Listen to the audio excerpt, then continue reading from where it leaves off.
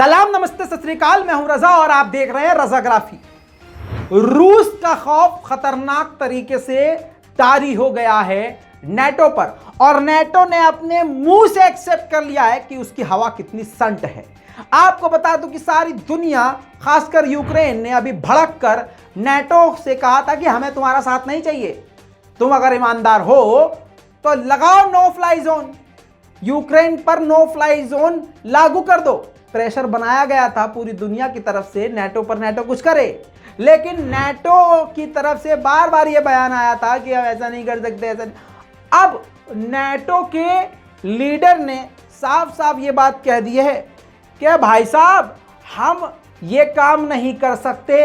अगर हमने यूक्रेन पर नो फ्लाई जोन लगाया, रुक जाइए। नो फ्लाई जोन का मतलब यह है कि एक ऐसा कानून जिस कानून को लागू करने के बाद कोई भी हवाई जहाज, फाइटर जेट या उड़ने वाली चीज, ड्रोन, मिसाइल, रॉकेट उस एयर स्पेस में, उस देश के हवाई इलाके में नहीं घुस सकता। अगर जबरदस्ती किसी ने ऐसा किया तो पूरी दुनिया की नज़रों में वो वार क्राइम हो जाएगा और नेटो के देश उसके खिलाफ फिर बड़ी कार्रवाई कर सकते हैं। लेकिन ये चीज़ समझ में आ गई आपको? ठीक है। अब नेटो ने कहा है कि अगर हमने नो फ्लाई जोन लागू कर दिया तो रूस और भड़क जाएगा और अभी तो खुल्लम खुल्ला किसी और से नहीं है यूक्रेन के अलावा जंग, लेकिन अगर हमने नो फ्लाई जोन लागू कर दिया तो पूरे यूरोप की कंट्रीज पर भड़क जाएगा रूस, और रूस नो फ्लाई जोन को ना मानकर खुल्लम खुल्ला जंग का झंडा लहराते हुए यूक्रेन पर और भी बड़े बड़े हमले कर देगा और इतने खतरनाक हमले करेगा कि अब यूरोप यूनियन यानी यूरोप की सभी कंट्रीज को बड़ा खतरा हो जाएगा। नेटो के चीफ ने कहा कि हमने ये डिसीजन लेने से मना कर दिया और हमने ये डिसीजन लिया कि हम नो फ्लाई जोन यूक्रेन पर लागू नहीं करेंगे, और ये फैसला लेना बहुत दर्दनाक था हमारे लिए। हम चाह कर भी कुछ नहीं कर सकते, हमारे हाथ बंधे हुए हैं। दोस्तों, इसीलिए कहा जाता है कि रूस की ताकत खतरनाक है, रूस का यानी पुतिन का गुस्सा भी खतरनाक है, और ये बात हकीकत है। पुतिन ने पहले ही कह दिया था कि अगर नो फ्लाई जोन लागू किया गया तो परिणाम दूसरे देशों को और यूरोप को भी भुगतने पड़ेंगे। आखिरकार नेटो ने रूस के सामने घुटने टेक दिए हैं। हालांकि लीपापोती करते हुए नेटो के चीफ ने आगे ये कहा कि रशिया चाहता है कि पूरी तरह से स्वतंत्रता खत्म हो जाए, संविधान यूक्रेन में खत्म हो जाए, जंगल राज वहां पर आ जाए और वहां अंधेरा हो जाए, लेकिन अमेरिका और यूरोपीय कंट्री वहां हमेशा यूक्रेन की मदद के लिए खड़े रहेंगे। दूसरी तरफ ज़ेलेंस्की, यूक्रेन के प्रेसिडेंट, पहले से ही नाटो पर थूक चुके हैं। दोस्तों, एक और बड़ी खबर आ रही है जो कि सबसे बड़ी खबर है। आपको बता दूं कि रूस ने यह दावा किया है कि बैट कोरोना वायरस, जी हां, बैट कोरोना वायरस पर एक्सपेरिमेंट अपनी लैब में यूक्रेन में कर रहा था, जिसको इस्तेमाल किसी कंट्री या किसी अपने दुश्मन के खिलाफ यूक्रेन करता।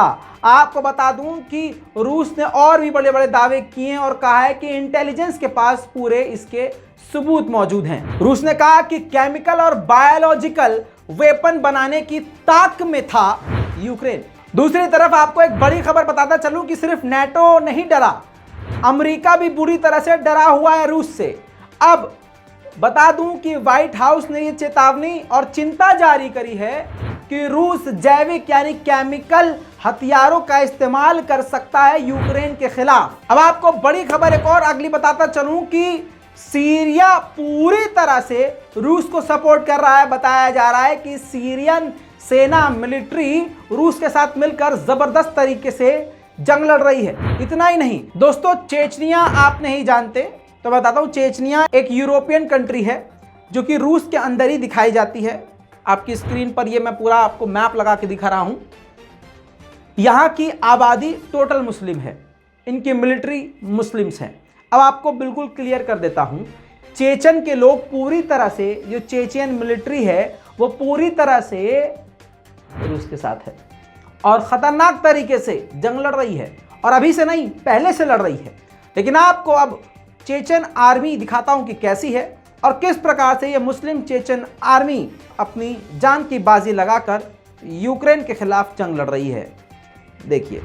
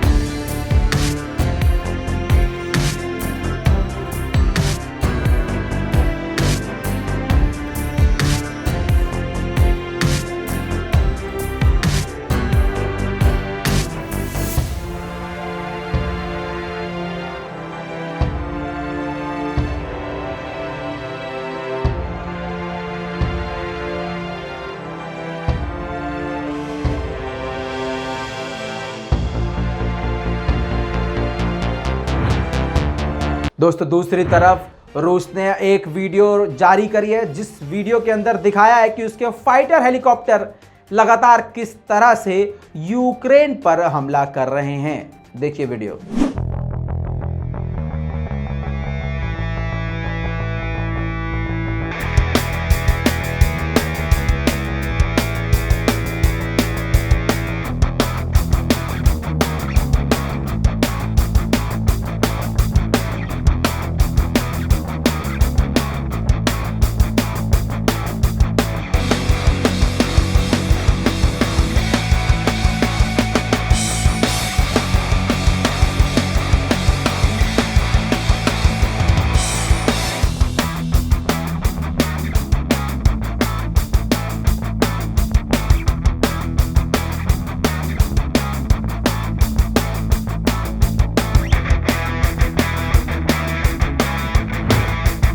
दोस्तों दुनिया ने तो रूस पर पाबंदी लगाई, लेकिन चीन कल तक पूरी तरह से रूस के साथ खड़ा था, लेकिन आज चीन ने रूस को झटका दे दिया है।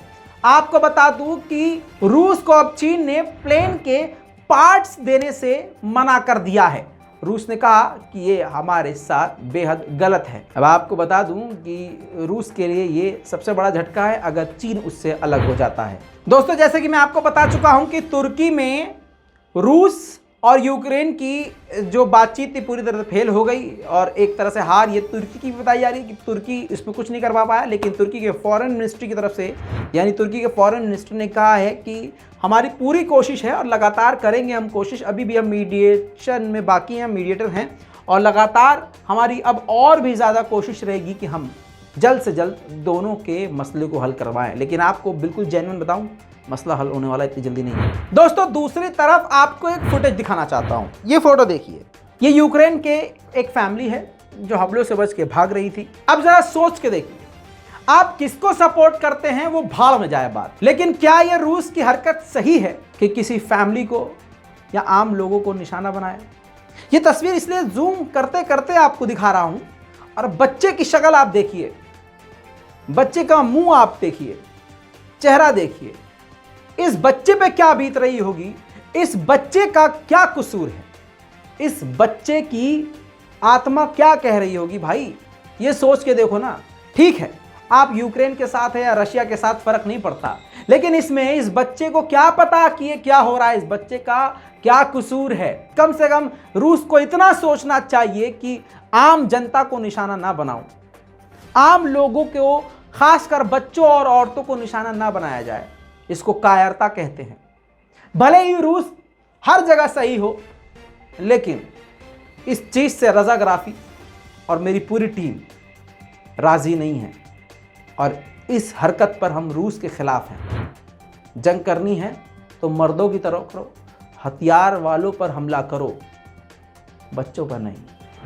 खैर दोस्तों, एक रोवियो नाम की गेमिंग कंपनी है जिसने एंग्री बर्ड जैसे खतरनाक और बेहतरीन जबरदस्त प्यारे प्यारे गेम बनाए हैं और लाखों गेम बनाए हैं।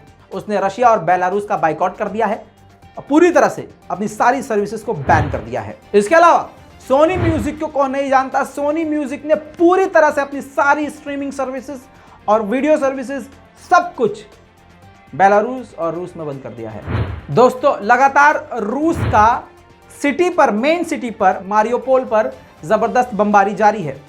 देखिए जो रूस का ट्रैक है ना, वो सिटी बाय सिटी चल रहा है। 4 दिन इस सिटी पर हमला, 4 दिन उस सिटी पे, लगातार ऐसे। अब मारियोपोल निशाने पर है, देखिए खतरनाक बमबारी।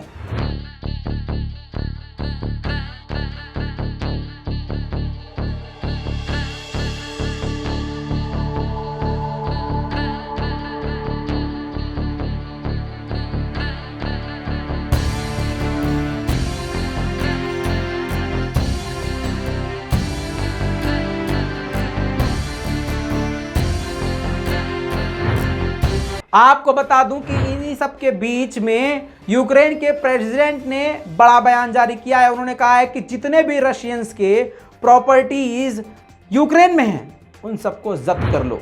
रशिया कितना भी मजबूत हो और कितना ही खतरनाक, यूक्रेन की सेना टक्कर तो दे ही रही है। देखिए यूक्रेन की सेना ने रूस के टैंकों और फाइटिंग व्हीकल्स का क्या हाल किया है।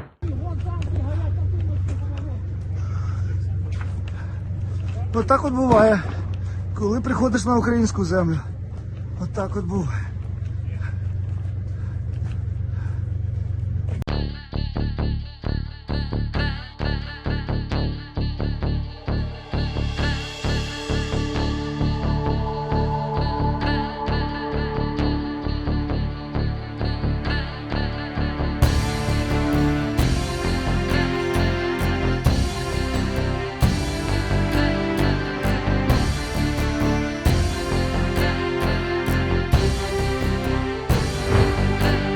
लगातार यूक्रेन की सेना तुर्किश ड्रोन का इस्तेमाल करके रशियन टैंक्स को दनादन उड़ाने में व्यस्त है।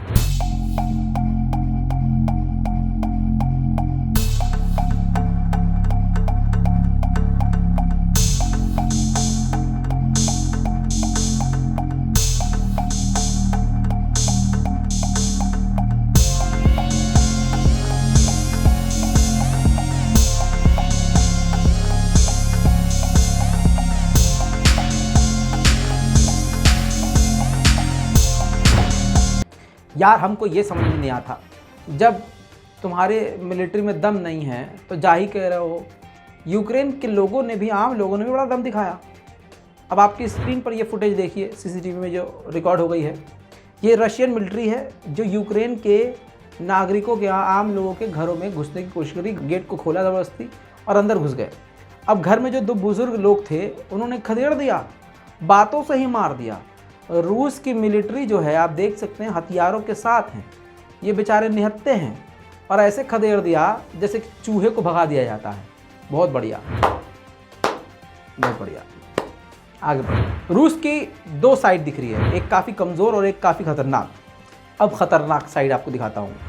ज़ायखोमीर इलाके में देर शाम को, मतलब 6 और 7 के बीच में इस तरह के हमले हुए हैं और लगातार इस तरह के हमले जारी हैं। दोस्तों, मारियोपोल में, यानी यूक्रेन में मारियोपोल के अंदर चिल्ड्रन हॉस्पिटल है, बच्चों का अस्पताल है, जिसको भी रूस ने उड़ा दिया। विजुअल विचलित करने वाली है, लेकिन देख लीजिए।